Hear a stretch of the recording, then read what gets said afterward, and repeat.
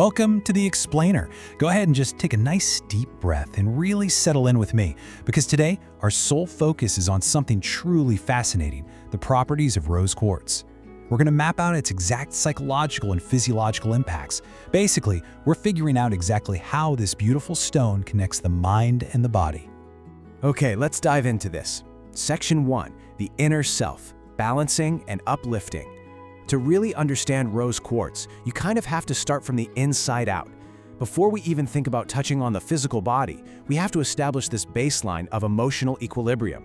It's all about how it anchors our emotional state. Let's look at the exact wording from our source material. It states very clearly, it balances sensitivities. Now I want us to really unpack that phrase for a second. Notice how it doesn't say it eliminates your feelings, right? Or numbs us out, or completely blocks out the world. The absolute key word here is balances.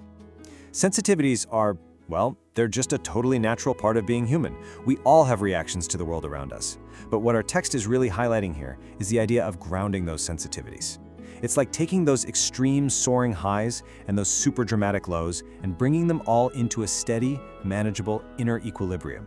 It's emotional regulation, achieving this wonderful state where your natural sensitivities are harmonized rather than feeling completely overwhelming. So, from that concept of balancing, we transition right into uplifting. The text follows up with this specific claim. It increases self-confidence sense.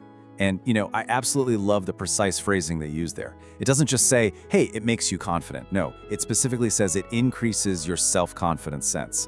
That implies a real boost to your internal awareness, an elevation of how you actually perceive your own worth and your own capabilities.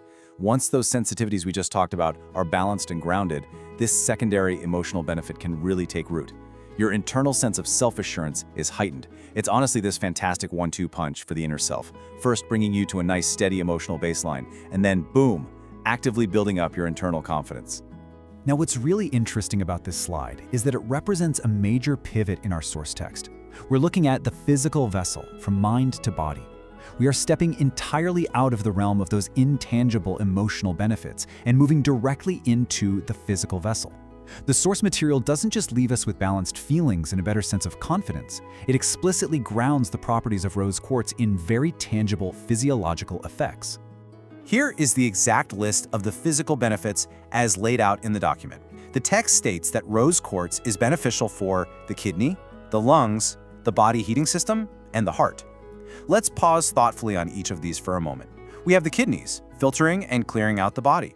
We have the lungs, our main source of breath and vital oxygen. Then we have the body heating system, which actually is a really fascinating inclusion in the text. It points directly to our internal temperature regulation and metabolic warmth.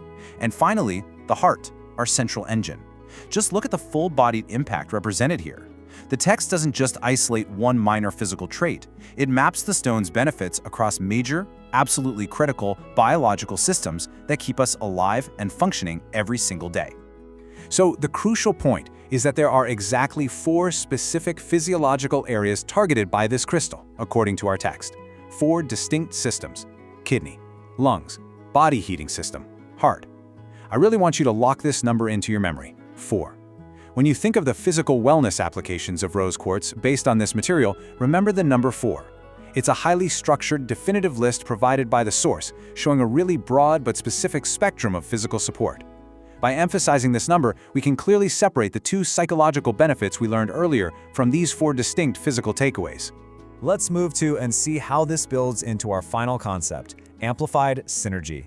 Up until now, we've looked inward at the emotional balancing, and we've looked at the physical vessel with those 4 internal systems. But now, the source reveals that this stone has a very specific relationship when introduced to other elements in its environment. It doesn't just exist in a vacuum, And this brilliantly illustrates that final point. The text explicitly states that rose quartz is highly beneficial when used with amethyst.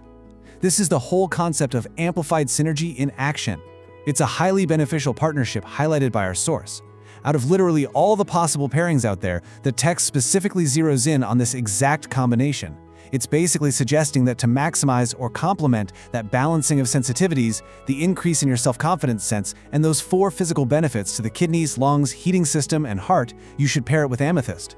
The 2 are fundamentally linked in the text as the absolute ideal match.